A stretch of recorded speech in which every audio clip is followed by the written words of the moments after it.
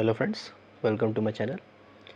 आज मैं first semester वालों के लिए टोपोलॉजी सब्जेक्ट चालू कर रहा हूँ। देखिए, थोड़ी सी मैं बात बता देना चाहता हूँ टोपोलॉजी पढ़ाने से पहले कि ये पूरा का पूरा प्योर का पार्ट है, पूरा का पूरा प्योर मैथमेटिक्स है। और प्योर मैथमेटिक्स में एप्लीकेशन आपको माइंड से सोचना पड़ता है बेटा, माइंड से, अपने माइंड से। यहाँ पे एप्लीकेशन आपको दिखेगा ही नहीं कि हम किसी चीज़ के न्यूमेरिकल दे दें, किसी चीज़ का क्वेश्चन दे दें तो सॉल्व करके आओ, कोई क्वेश्चन दे दे सॉल्व करके आओ, प्लस माइनस हो। नो नो नो, यहाँ पे ओनली क्या चलेगी, सेट थ्योरी। सुन लीजिए आराम से, सेट थ्योरी चलेगी और आपका चलेगा रिलेशन, ठीक, और आपका चलेगा फंक्शन, और आपके चलेंगे ऑर्डर्ड सेट, जो आपसे शायद अगर नहीं पढ़ा होगा तो मैं अभी स्टार्ट करने ही वाला हूँ।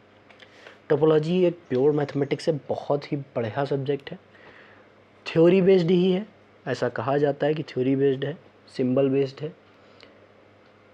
एग्जाम्पल से समझाऊंगा, थोड़ा बहुत समझाने का प्रयास करूंगा जिससे कि आप लोगों को थोड़ा सा अंडरस्टैंडिंग बन जाए। इसीलिए अभी हम क्या करेंगे, सबसे पहले जैसे कोई भी चीज़ पढ़ाते हैं तो उसका प्री पार्ट पहले पढ़ाते हैं। तो हम लोग अभी जो चालू करने वाले हैं दैट इज़ प्री टोपोलॉजी। वो क्या चालू करने वाले हम लोग, प्री टोपोलॉजी, कि टोपोलॉजी से पहले हमें क्या पढ़ना चाहिए और क्या क्या जान लेना चाहिए। तो पहली बात मैं आप लोगों से कह देना चाहता हूँ, तो आप लोगों को पढ़ना क्या, सबसे पहले आप लोगों का काम है, सेट आपको पूरा का पूरा तैयार करना है, रिलेशन आपको पूरा का पूरा तैयार करना है, पूरा का पूरा तैयार करना है। अब आप मास्टर्स के स्टूडेंट हैं, आपको पता है कैसे से तैयार करा जाएगा और आपको आता भी होगा। और फंक्शन आपको पूरा का पूरा तैयार कर लेना है। इन तीन चीज़ को तैयार करने के बाद आप जब यहाँ पे आएंगे तो ये पहला लेक्चर अटेंड करेंगे, तब आपको ये पूरा का पूरा क्रिस्टल क्लियर समझ में आ जाएगा। अगर ये तीन कॉन्सेप्ट आपके सही नहीं है, ये तीन के कॉन्सेप्ट अगर आपके सही नहीं है, तो मुझे नहीं लगता है आपको ये वाला टॉपिक समझ में आने वाला है, हो ही नहीं सकता है। मतलब जब आपका बेसिक ही नहीं सही होगा तो आप एडवांस वाला टॉपिक कैसे कर पाएंगे। तो इसीलिए मैं प्री टोपोलॉजी में बता रहा हूँ। प्री मतलब एक टॉपिक पढ़ने से पहले, जैसे प्री कैलकुलस आता है और प्री अलजेब्रा आता है, वैसे ही हम लोग क्या बता रहे हैं, प्री टोपोलॉजी। प्री टोपोलॉजी अगर आपकी क्लियर है तो ये आपका टोपोलॉजी वाला पार्ट क्लियर ही होगा। अभी तो मैं प्री टोपोलॉजी ही पढ़ाऊँगा, अभी टोपोलॉजी स्टार्ट नहीं होगी। टोपोलॉजी स्टार्ट होगी अभी लगभग 2 लेक्चर्स बाद, 2 या 3 लेक्चर बाद आपकी टोपोलॉजी स्टार्ट हो जाएगी। मतलब टोपोलॉजिकल स्पेस, मेट्रिक से ही स्टार्ट होना चालू हो जाएगी। लेकिन आपको पहले प्री टोपोलॉजी पे ध्यान देना पड़ेगा। लास्ट तक बने रहिए, आपको टोपोलॉजी समझ में आ जाएगी, छोड़ने का प्रयास मत कीजिए। टोपोलॉजी आपको आ जाएगी, कोई दिक्कत नहीं। पहले आप प्री टोपोलॉजी पे ध्यान दीजिए, सेट पे और आपके डी मॉर्गन्स लॉ पे, जो भी प्रूफ्स हैं सेट में, अगर उन पे आप ध्यान देंगे ना तो आपको टोपोलॉजी 110% आएगी। ठीक, अगर टोपोलॉजी की आप लोग बुक सोच रहे हैं कोई लेने की, तो बहुत ही बेहतरीन बुक है के.डी. जोशी साहब की, मास्टर साहब के.डी. जोशी की बहुत ही बेहतरीन बुक है। इनसे अच्छी बुक मैंने टोपोलॉजी की नहीं पढ़ी ही नहीं है। और आपको पढ़नी है तो मुनकर्स की भी है, वो भी आप पढ़ सकते हैं, कोई दिक्कत नहीं है। और बहुत सी हायर मैथमेटिक्स में टोपोलॉजी की बुक्स हैं, रियल टोपोलॉजी मिक्स हैं, इन सब बुक्स को आप परचेज़ कर सकते हैं, कोई दिक्कत नहीं है। आपको अगर ज़्यादा पढ़ने की इच्छा है तो आप ज़्यादा बुक परचेज़ कर लीजिए। बहुत ही इंपॉर्टेंट टॉपिक है, के.डी. जोशी की बहुत ही अच्छी बुक है, बहुत ही अच्छी बुक है, बहुत ही अच्छी बुक है, अच्छी बुक है, मानी जाती है के.डी. जोशी बहुत अच्छी। सबसे अच्छी बात, बुक अच्छी तब होती है जब उसकी लैंग्वेज अच्छी हो, क्योंकि इसकी लैंग्वेज इतनी क्रिस्टल क्लियर है कि कोई बच्चा भी आके समझ सकता है। हाँ, टोपोलॉजी बिल्कुल सर, क्योंकि हमको उसकी लैंग्वेज बहुत अच्छी लगी। ठीक, तो चलिए स्टार्ट करते हैं अपनी प्री टोपोलॉजी। स्टार्ट करते हैं अपना पहला जो हमारा डेफिनेशन है, that is partial ordered set. देखिए, हमारे पास पार्शियल ऑर्डर सेट से पहले होता है पार्शियल ऑर्डर रिलेशन। एक ऐसा रिलेशन जिसके पास रिफ्लेक्सिव हो, सुन लीजिए, जिसके पास रिफ्लेक्सिव हो, अब ये फंक्शन आपको आता होगा तभी कर पाएंगे, एंटी सिमेट्रिक हो और ट्रांजिटिव हो। अगर ये किसी सेट में कोई 3 रिलेशन ये वाले आ गए हैं, ये वाले आ गए हैं 3 रिलेशन, तो हम लोग उनको कहते हैं क्या, उनको कहते हैं पार्शियल ऑर्डर्ड रिलेशन। वो हमको क्या कहलाता है, वो हम क्या कहलाते हैं, वो हम कहते क्या हैं उसको हम कहते हैं पार्शियल ऑर्डर्ड रिलेशन। ठीक, तो यहाँ पे जो डेफिनेशन आएगी वो डेफिनेशन क्या कहती है, सुनिएगा। डेफिनेशन कहती है अ रिलेशन, जैसे बुक्स आप देखेंगे तो उसमें ये सिंबल बना हुआ होगा, ठीक। ये रिलेशन का मतलब है खाली इंडिकेशन बता रहा है रिलेशन को, ये नहीं कहता है कभी भी। लेकिन जब रिलेशन अगर डिफाइंड नहीं है तो हम ये मान के चलेंगे कि लेस देन और इक्वल टू का ही रिलेशन है। लेकिन अभी के लिए हम मान के चलेंगे खाली रिलेशन को डिफाइन कर रहा है, जैसे कैपिटल आर डिफाइन करता था वैसे ये सिंबल अभी रिलेशन को बता रहा है, ठीक। रिलेशन कहाँ होगा, ऑन अ सेट, किसी ना किसी सेट पर ही होगा। Set A is called partial ordered set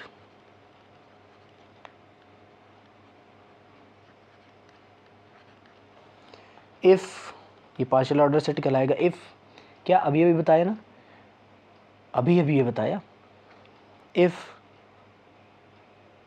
partial ordered relation, partial ordered relation is exist on the set.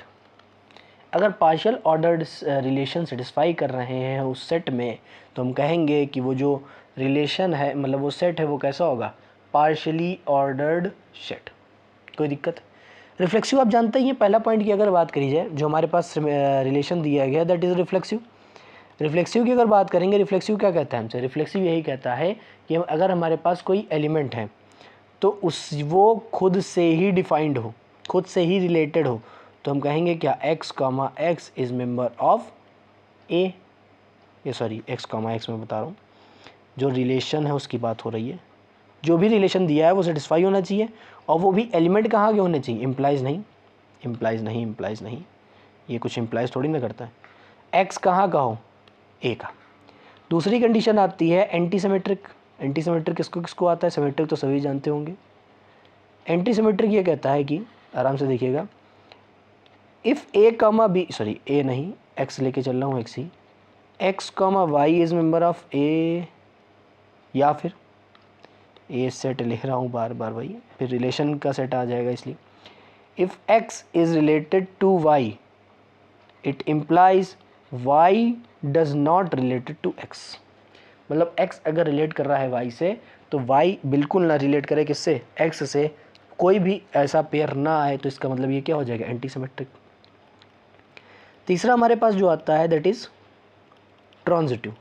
Transitive क्या कहता है कि अगर हमारे पास x रिलेटेड है किससे, y से, कॉमा y रिलेटेड है z से, इट इम्प्लाइज x भी रिलेट करेगा किससे, z से। अगर ये तीन प्रॉपर्टीज़ आ जाती हैं, ये तीन प्रॉपर्टीज़ आ जाती हैं किसी भी आपके सेट में, अगर ये तीन प्रॉपर्टीज़ सेटिस्फाई कर जाती हैं किसी भी सेट में, तो वो जो रिलेशन डिफाइंड है वो पार्शियल ऑर्डर रिलेशन होगा, और वो जो सेट होगा वो क्या हो जाएगा, पार्शियल ऑर्डर सेट हो जाएगा। कोई दिक्कत। ये जो रिलेशन डिफाइंड है ना, ये क्या कहलाएगा, पार्शियल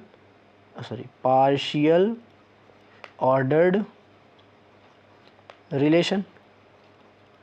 और ये जो सेट जिस पे डिफाइंड है वो क्या कहलाएगा, पार्शियल ऑर्डर्ड सेट। इसी को शॉर्ट फॉर्म में क्या कहा जाता है, पोसेट। इसी को शॉर्ट फॉर्म में कहते हैं क्या है, पोसेट। पोसेट का मतलब यहाँ पे क्या है, पोसेट एक्चुअली में आता है डिस्क्रीट मैथमेटिक्स में, है सेम यही चीज़ डिस्क्रीट मैथमेटिक्स में भी आती है। क्योंकि गेट के एग्ज़ाम में कई सारे जो आपके डिस्क्रीट मैथमेटिक्स वाले, जनरल एप्टीट्यूड वाले क्वेश्चंस होते हैं, जनरल वाले क्या कहते हैं उसे, जनरल इंजीनियरिंग मैथमेटिक्स वाले जो होते हैं, उनमें डिस्क्रीट मैथमेटिक्स आती है। डिस्क्रीट मैथमेटिक्स आती है तो उसमें ये वाला पार्ट कभी कभी ऐसे ही पूछ लिया जाता है एग्ज़ाम्स में, ठीक, इंजीनियरिंग मैथमेटिक्स में। तो ये हमारे पास क्या हो जाएगा, पार्शियल ऑर्डर्ड सेट। कोई दिक्कत। जैसे एग्जांपल के लिए मैं लेना चाहता हूँ, एग्जांपल के लिए सिर्फ लेना चाहता हूँ कि एग्जांपल मैंने दे दिया है। एग्जांपल मेरे पास क्या, आप देखिएगा, आर सबसेट किसका है, एन क्रॉस एन का। आर का मतलब क्या है, यहाँ पे क्या है, रिलेशन है, ये याद रखिएगा, रियल नंबर नहीं लेके चल रहा हूँ मैं। और एन का मतलब क्या है, नेचुरल नंबर। आर यहाँ पे रिलेशन है जो सबसेट है किसका, एन क्रॉस एन का। तो इसका मतलब ये क्या होगा, रिलेशन अगर आपको मतलब रिलेशन अगर आपको आता है तो आपको ये समझने में दिक्कत नहीं होगी। जो आर रिलेशन डिफाइंड कहाँ से कहाँ तक है, एन से एन तक। तो हमने एक ऑर्डर्ड पेयर ले लिया, एक सेट ले लिया आर का, वो क्या कहता है, ए कामा बी में ऑर्डर्ड पेयर आएंगे, लेकिन कैसे आएंगे, लेकिन कहाँ से आएंगे, पहली बात तो ये बता दो, एन क्रॉस एन। कब आएंगे? जब ए ये होगा वेयर दिस डिफाइंड एज कैसे डिफाइंड है? डिवाइड्स, ये डिवाइड्स, ठीक। तो इसका मतलब कहना क्या चाहता है? ए बी, इस ये कहना चाहता है कि ए डिवाइड्स बी। अब जैसे ये वाला सेट की बात करेंगे, इसमें देखेंगे हम क्या होगा। क्या x खुद को ही डिवाइड करता है या नहीं? सर करता है। जब करता है, x की जगह मैं और कुछ ले लेता हूँ तो फिर आपको दिक्कत नहीं होगी, क्योंकि a b के फॉर्म में लिखे हैं ना नंबर्स, एलिमेंट्स। तो a खुद को ही डिवाइड करता है, इसका मतलब क्या है? a comma a is member of r आएगा। दूसरी कंडीशन यहाँ पे आती है कि a अगर b को डिवाइड कर रहा है तो इसका मतलब है b कभी भी a को डिवाइड नहीं करेगा।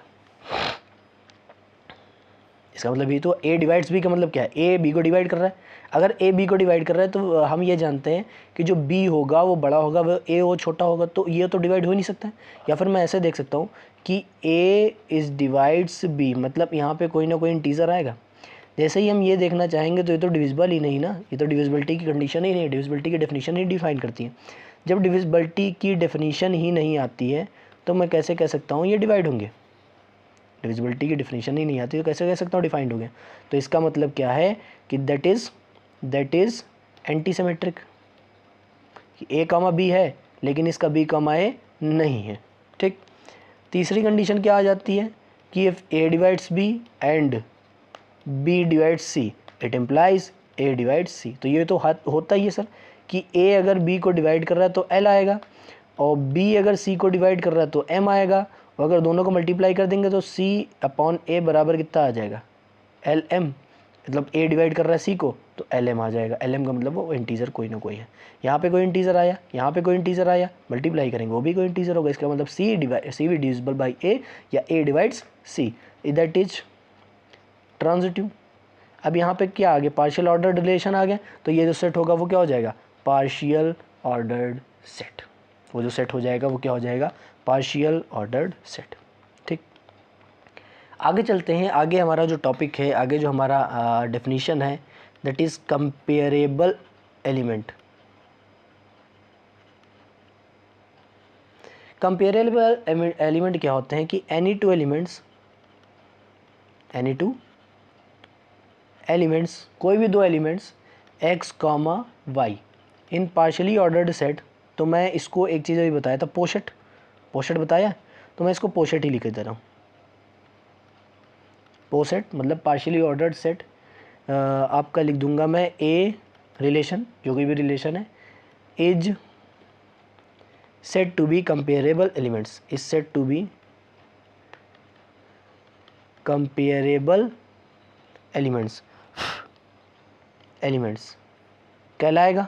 कब कहलाएगा? जब या तो ये कंडीशन सेटिस्फाई करे या तो ये कंडीशन सेटिस्फाई करे। या फिर रिलेशन के फॉर्म में अगर लिखें तो क्या लिख सकते हैं?